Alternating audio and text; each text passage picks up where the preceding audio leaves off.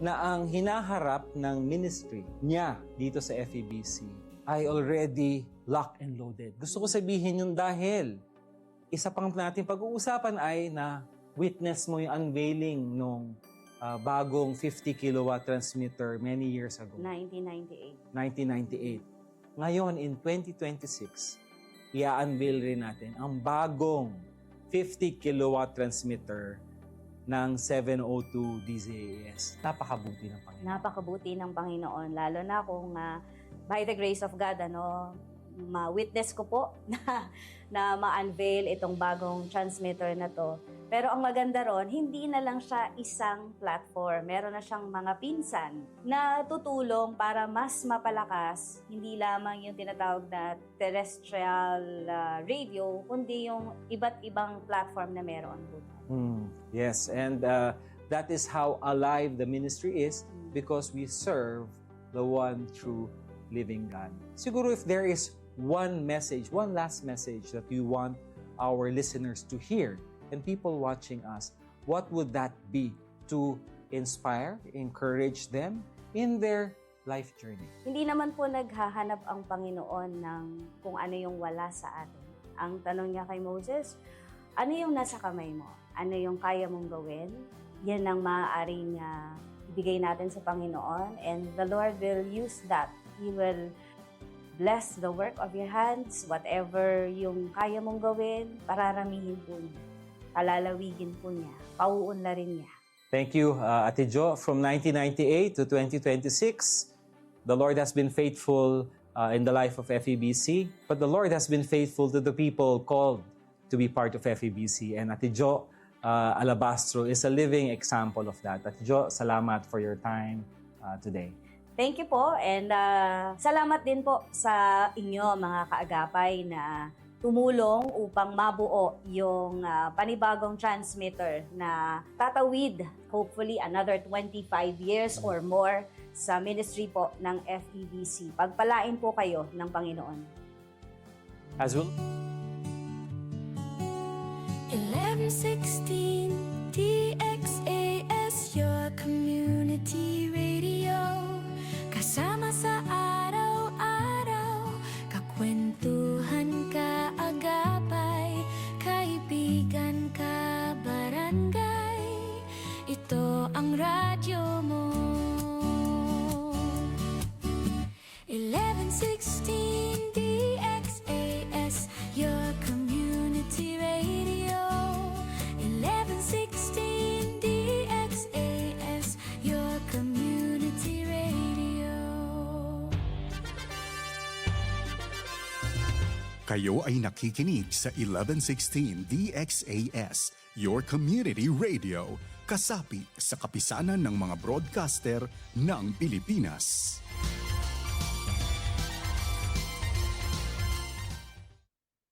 Ang tamang oras, ganap ng 6:00 ng umaga sa buong Pilipinas.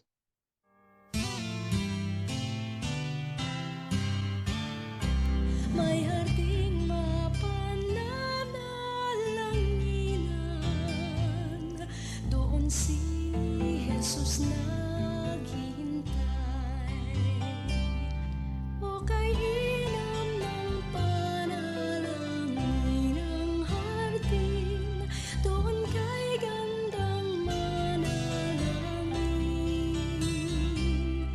Tayong natulog sa luklukan ng Diyos sa hardin ng pananalangin. O kay sarap ng lumapit. Magandang umaga po sa iyo, mga kapwa ko, kaibigan, ka-HNP, mga kababayan natin dito sa bansang Pilipinas, at isang mapagpalang araw sa lahat ng ating mga tapat na taga-subaybay saan mang sulok ng mundo sa pamamagitan ng internet. Kasama niyo pong muli ang inyong lingkod ngayong umaga. Salamat sa Diyos. Ako po si Pastor Eman Aquino na bumabati po sa inyo ng isang mapayapang umaga. Kumusta po ang gising natin, mga ka-HNP? Ano man ang bigat ng dinala mo kagabi? Tandaan mo na bago ang umagang ito. Kaya bumabati tayo lagi ng magandang umaga, magandang tanghali, magandang hapon, magandang gabi, magandang araw. Laging maganda, di po ba ang pagbati natin? Dahil yun hong pagbati na yan ay nagmumula sa paniniwalang ang Diyos ay laging mabuti sa lahat ng panahon. Oh, so kaya good, maganda. So ngayong umaga, bago ito. Bago ito, hindi ito panis o kaya naman ay luma na ano. At syempre, bago din yung grasya ng Diyos sa umagang ito sa bawat isa po sa atin. Kaya naman bago po tayo magsimula, sabay-sabay po nating ipahayag ang ating deklarasyon. Laging tandaan, every gising is a blessing.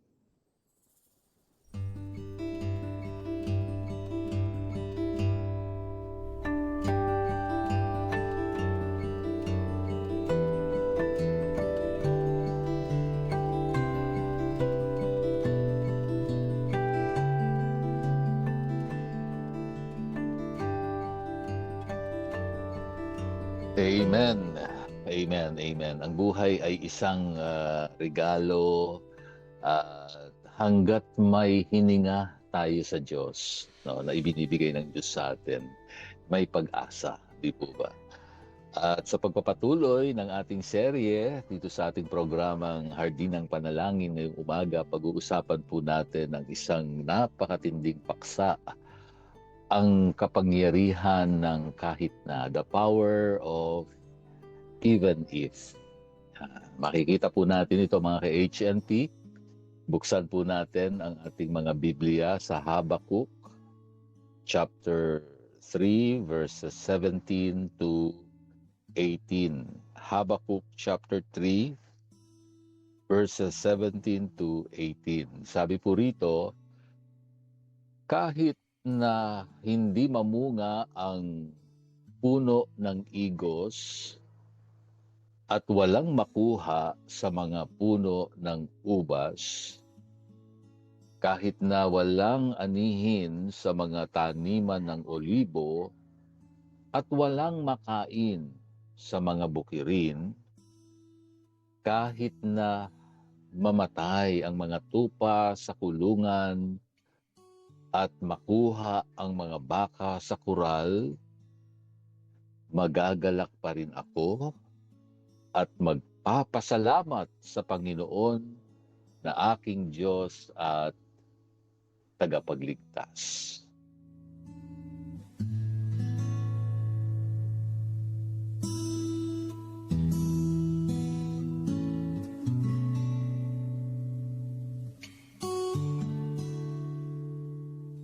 Para mas lalo nating malasahan ang bersikulong ito, bigyan po natin ng kaunting konteksto. Sino nga ba si Propeta Habakuk? Nabuhay siya sa panahon kung kailan ang bansang Juda ay nasa matinding krisis. Moral, spiritual, at political decay. Parang hindi naman naiiba sa panahon natin ngayon. Dagdag pa rito, parating ang mga Kaldeo o mga Babylonia upang salakayin at sirain ang kanilang lupain. Noong mga panahong iyon, ang mga puno ng igos, ubas, olibo, at mga hayop sa kural ang mismong buhay o kabuhayan at ekonomiya ng mga tao. Kapag nawala yan, well, literal na gutom, kahirapan, at kamatayan ang kakaharapin mo. Kumbaga sa panahon ngayon, ito yung nawalan ka ng trabaho, tapos may malubhang sakit ang mahal mo sa buhay o kapamilya mo, o kaya ikaw mismo. No? Tapos wala ka nang mahugot o ma-withdraw sa bank account mo. Naku, napakahirap na sitwasyon, di po ba? Pero sa gitna ng nagbabadyang kalamidad, hindi po paninisi ang lumabas sa bibig ni Habakuk. No? Hindi niya sinisi yung mga namumuno, hindi niya sinisi yung kanyang kapwa, kundi isa pong deklarasyon ng pananampalataya gamit po yung salitang kahit na, even if. Napaka-powerful po ng salitang ito. Napakainam pong pagbulay-bulayan nito mga ka-HNP. Yung kapangyarihan ng kahit na ay hindi naman po pagiging bulag sa realidad. No? Hindi po sinabi ni Habakuk na hindi totoo ang problema. Kaya naman ay wag mong pansinin yan. No? Kasi ang buhay ay dapat laging masaya. Ay hindi po ganon. Alam niyang wala pong ubas. Alam niyang walang ani. Pero ang kanyang kagalakan ay hindi po nakabase sa kanyang sitwasyon, kundi sa kanyang relasyon sa Diyos. Yun po ang kaibahan.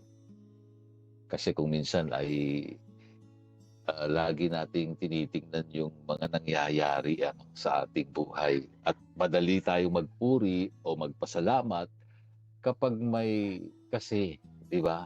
Yung kasi laging karugtong yan ng ating mga pasasalamat. Halimbawa, Lord, salamat kasi may bonus, no? Yan. Kasi may 13 month. O kasi may promotion or increase sa sweldo. Lord, salamat kasi maganda ang takbo ng negosyo, di ba? Laging may kasi, no? Laging doon tayo nakaangla. Pero ang challenge ni Habakuk sa lahat sa atin ngayon, mga ka-HNP ngayong umaga, is to shift from a kasi faith, no, to a kahit na faith, no. Mula sa kasi pupunta tayo doon sa kahit na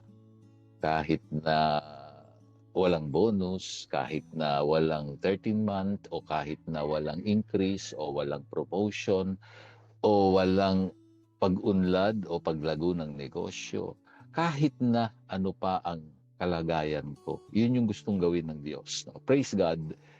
Hindi dahil maganda ang sitwasyon, kundi dahil mabuti ang Diyos kahit magulo ang paligid.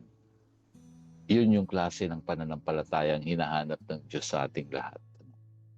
Hindi dahil maganda ang sitwasyon, kundi dahil laging mabuti ang Diyos. Nakaangkla sa karakter ng Diyos. Kahit na naglalakihan na yung alon sa dagat. Yun yung nawala sa mga disciples, di ba? Ang kinwestiyon nila doon ay hindi naman yung kapangyarihan ng Panginoon, kundi yung karakter ng Panginoon, di ba? Wala ka na bang concern sa amin? Malulunod na kami't mamamatay. Ang kahit na ay isang desisyon. Ito po'y mahalagang desisyon. It is a choice to rejoice. Kapag sinabi mong kahit na may pagsubok, magpupuri ako. Wow, grabe yung pangungusap na yan. Inaagawan mo ng kapangyarihan ang kaaway na si Satanas na ibagsak ang iyong spirito. Pag narinig niya yan sa iyo at talagang firm ka doon sa sinasabi mo, nako, bibitaw yan sa anumang pinaplano niyang atake sa iyo. Dahil hindi ka niya matitinag kahit na ano pa ang nangyayari. Naalala ko tuloy ang kwento ng isang kapatid natin. Itago natin siya sa pangalang Mang Tomas, no? Isang tricycle driver. Noong kasagsagan ng pandemya at sunod-sunod na taas ng presyo ng langis noon, halos wala siyang maiuwi sa kanyang pamilya. Isang gabi, nasiraan pa siya ng tricycle habang umuulan. At nung gabi na yon, habang itinutulak niya ang kanyang tricycle sa baha, tinawagan siya ng kanyang asawa. Sabi ng misis niya, "Pa, wala na tayong bigas at may lagnat si Bunso." Alam niyo, kung sa tao lang, sapat na dahilan yun para magwala, magmura at magalit pa sa Diyos, di ba? Pero alam niyo ba ang ginawa ni Mang Tomas? Huminto siya sa gilid ng kalsada. humawak sa manibela ng tricycle niya at umiyak. Pero sa gitna ng luha, ang sabi niya, Panginoon, kahit nasira ang tricycle ko, kahit na walang-wala kami ngayon, alam kong hindi mo kami pababayaan. Ikaw pa rin ang Diyos ko. Pag-uwi niya, may isang pasahero siyang natulungan dati na biglang nag-abot ng tulong sa kanyang asawa nang hindi niya inaasahan. Pero bago pa dumating ang tulong, nanalo na si Mang Tomas. Saan? Sa kanyang puso. Dahil hindi pinamahalaan ng takot ang kanyang sitwasyon. Kay HNP, ano ang iyong kahit na ngayong umaga? Ano nga po ba yung mga kahit na natin? Kahit na hindi pa nasasagot ang panalangin mo, maraming beses tayong humihingi sa Diyos, paulit-ulit yung ating hinihiling.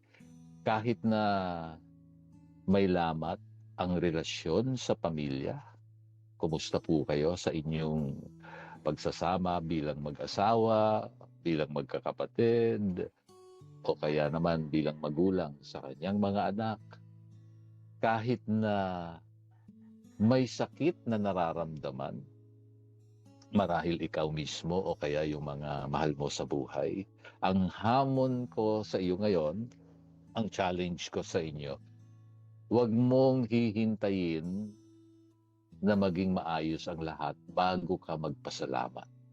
Kahit na hindi pa ibinibigay o nasasagot ang iyong panalangin, kahit na may problema sa relasyon ngayon sa pamilya, kahit may sakit ka ngayon na dinaramdam, magpasalamat ka. Magpuri ka ngayon dahil meron ka pa rin Diyos na maaasahan.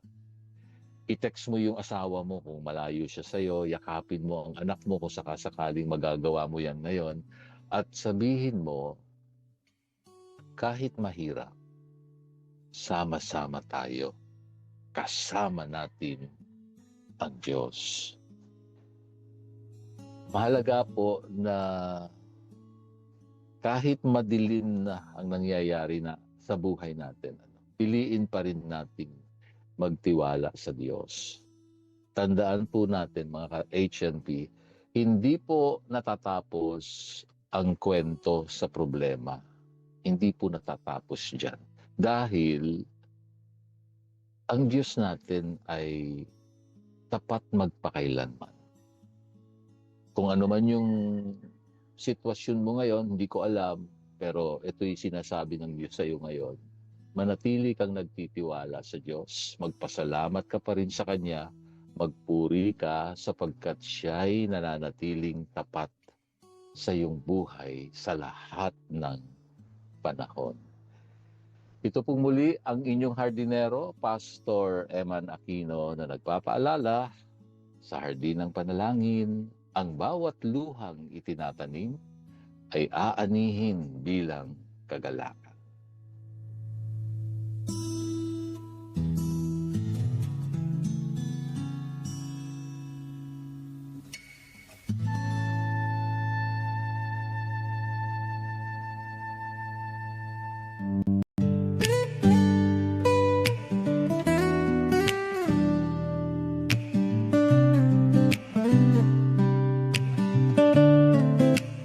Simula pa lang, hindi ako karapat-dapat, pero pinili mo akong pagtiwalaan. O Diyos, sa mga gawain mo, ako'y ginamit.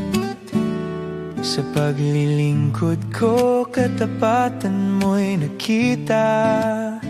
Sa pagmamahal mo, ako'y tinubos sa biyaya mo. Ako'y tinawag sa pag-ibig mo. Ako'y tinanggap at patuloy akong maglilingkod sa'yo.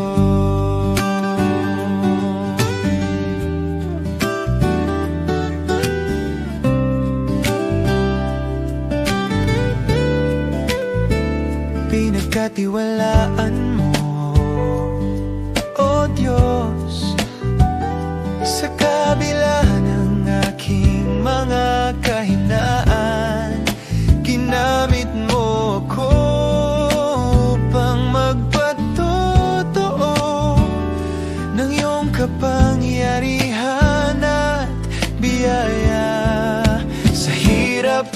ginhawa. Ikaw ang sandigan sa mga pagsubok. Ikaw ang lakas sa mga laban. Ikaw ang tagumpay sa mga pangarap. Ikaw ang gabay.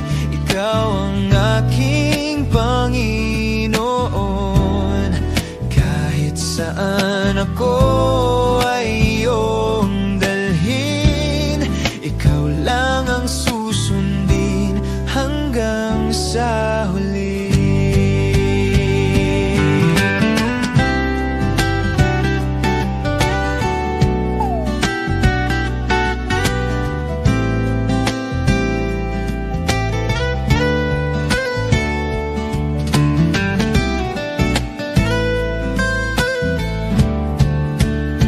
Sa pagmamahal mo, ako'y tinubos. Sa biyaya mo, ako'y tinawag. Sa pag-ibig mo, ako'y tinanggap. At patuloy akong maglilingkod. Sa pagmamahal mo, ikaw ang sandigan sa mga pagsubok. Ikaw ang lakas sa mga laban. Ikaw ang tagumpay sa mga pangarap. Ikaw ang gabay. Ikaw ang simula ngayon at wakas ng buhay ko. Ikaw at ikaw lang, O Diyos. Ako ay sa'yo.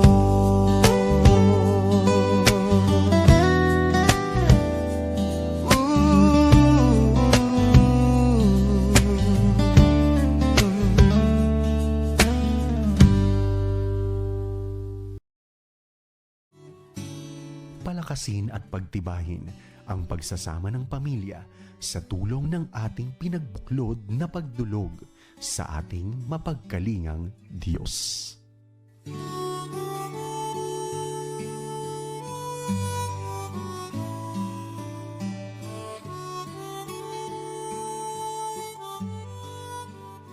Tayo po ay manalangin.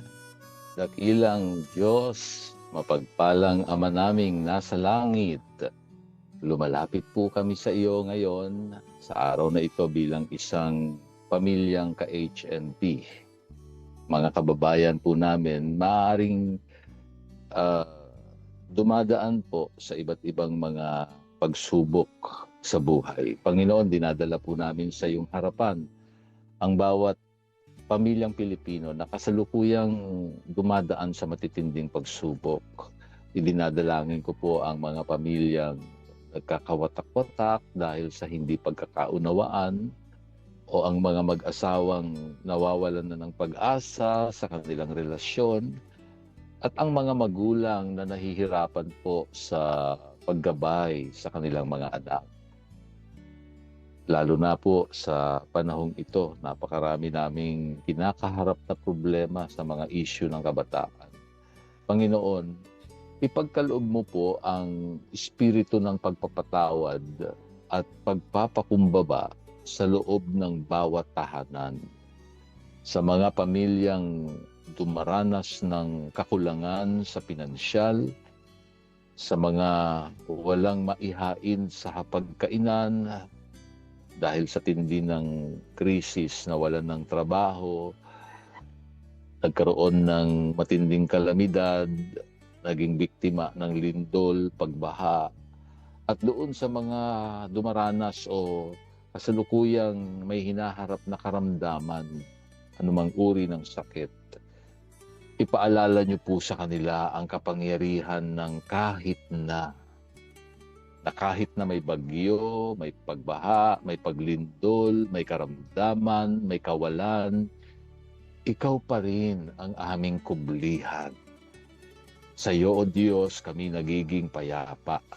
Pagpalain mo ang bawat pamilyang Pilipino na nakikinig ngayon. Maring hindi nila kasama kanilang pamilya, pero nire-represent nila sa iyong harapan ngayon ang kanilang pamilya. Paghilumin niyo po yung mga sugat ng nakaraan at ibalik niyo po yung pagmamahalan doon sa bawat tahanan ngayong umaga. Salamat, Panginoon, dahil ikaw po ay mabuti ngayon at magpakailanman. idinadalangin ko ang kahilingan ng aming mga kaibigan ngayon, kasama po namin. Dalangin ko si Ma'am Agnes sa kanyang karamdaman, inuubo at wala pong boses. Ikaw ang Diyos na aming dakilang manggagamot. Dalangin ko ipagkaloob mo yung kagalingang ito, Panginoon, sa kanya, sa pangalan ni Jesus. Kasama na rin si Ate Baby, complete recovery sa kanyang tuhod. Maging kanyang mga apo, pagpapala mo kay Anu Will na makapagsalita ng maayos sa pangalan ni Jesus. Kay Margox Jade sa kanyang behavior, ikaw ang Diyos na kanyang magiging kasama. Dalangin namin ang kagalingan, ang proteksyon, provision sa pamilya, karunungan din at spiritual strength. Kasama na rin ang Zion Christian Fellowship sa lahat ng members, leaders, pastors, sa kanilang pastor, Pastor June Estabilio. Pagpalain niyo po sila, Panginoon, ngayong umaga. At kasama na rin ang kagalingan para kay Nanay Rosita, kay Meding Liana, kay Daphne Luis Ignacio. Salamat sa kanyang buhay at kay Dan sa kanila pong kabuhayan. Patuloy naming pinagkakatiwala sa iyo at dun sa property, sa condo unit, patuloy naming dalangin ito ay magkaroon po ng matagumpay na pagbibenta, Panginoon. Salamat din po kay Mila Kamantige, kay Marialen Kamantige Toledo, kay Shinalyn Ortiliano, kay Pastor Ben Manansala. Salamat sa iyo, O Diyos, kay Roger Aquilin, kay Dolly Vicente, kay Luelia Carrion at si Cheveru Baby Tan. Dalangin ko patuloy mo silang palalakasin ngayong umaga. Katagpuin niyo po sila sa anumang pangangailangan. Maging sa Avino family, kay Ate Glenn, kay Kuya Tisoy, sa hinaharap nilang problema pa rin dun sa kanilang kaso. Dalangin namin yung kanilang kalaban, Panginoon, ay makakilala ng lubusan sa iyo at huminto na sa ginagawa niyang masama sa pamilya. Salamat din po sa pangangalaga niyo po sa iba pang mga kaibigan po namin sa umaga pong ito, kay Tideng Mangundayaw, sa pagpapalakas niyo po sa kanya, kay Elsa Sinon at sa buong pamilya, katagpuin niyo po sila, si Neil Roque, si Delmar Santa Rosa, Ricardo Balan, maging si Randy Delgado, si Eduardo Anyunuevo at Eugene Pagalanan, si Agapito Narvaez. Tinataas ko po si Ronaldo Ramos, Enrico Dagsindal, si Neil Cagin, kasama si Jomar Kadapan at si Nadel Valdivia, si Yusef Feng, si Gianna Rizali, si Dedet Villanueva at si Mili Fadul. At kasama na rin si Leia Valdelion, si Corpus Goya, Jopen Kagahasyan at si Isay Baysas. Dalangin namin patuloy ang biyaya mo ay kanilang tanggapin ngayon sa kanilang buhay. Pagpalain mo si Kuya Dani at si Teresa Morelos sa kanilang kalagayan. Patuloy na bibigyan mo sila ng lakas at katagumpayan sapagkat ikaw ang Diyos na lagi nilang kasama. Panginoon, salamat din sa kahilingan ni Kuya Ador. Pagpalain mo po siya ng kalakasan sa umaga pong ito, Ama. Maraming pong salamat sa pagtuturo mo sa amin ngayong umaga sa iyong mga salita. At sa bawat kasama po namin dito sa FEBC, particular sa DXAS, sa lahat ng staff, Lord, pagpapala mo'y dumaloy sa kanilang mga buhay. Maraming pong salamat. Maluwalhati ka sa buhay namin sa araw na ito. At ang lahat ng ito ay aming idinadalangin sa pangalan ng iyong anak na si Jesus. At ang buong pamilyang ka-HNP ay magsasabi na, Amen.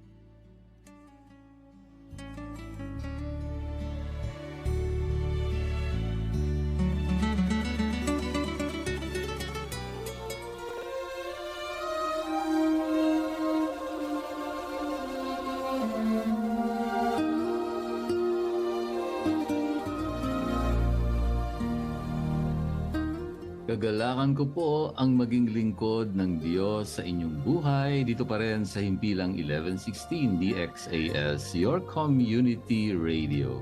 Isa lamang po kami sa mga himpilan ng FEBC Philippines, kasapi ng kapisanan ng mga broadcaster ng Pilipinas.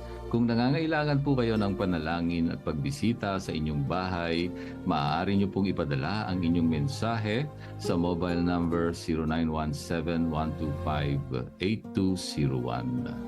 Hanggang sa susunod pong muli, sa parehong oras at himpilan pa rin, Maraming salamat sa inyong pakikinig at maraming salamat kay Rolando Alfonso at Romel Paulino na umaalalay sa atin sa bawat umaga. Ako po ang inyong hardinero, Pastor Eman Aquino. Paalala po muli, sa lahat ng ating ginagawa, luwalhatiin natin ang Diyos.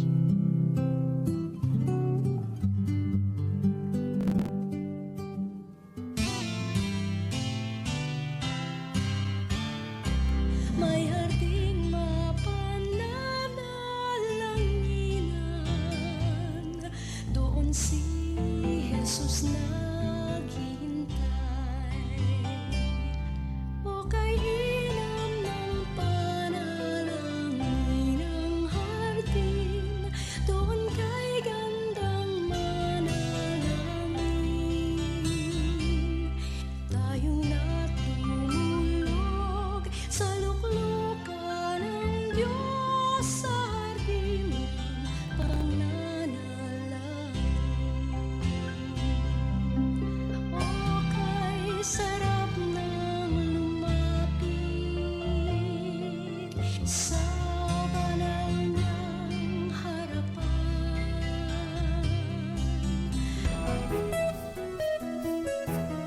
Magandang balita, mga kapwa ko PWD. Narito na ang programa para sa atin. May kasama ka. Ako si Kuya Carlo. Makakasama mo tuwing Sabado, alas 8:30 ng umaga. May kasama ka. Mapapakinggan dito lang sa 1116 DXAS, your community radio.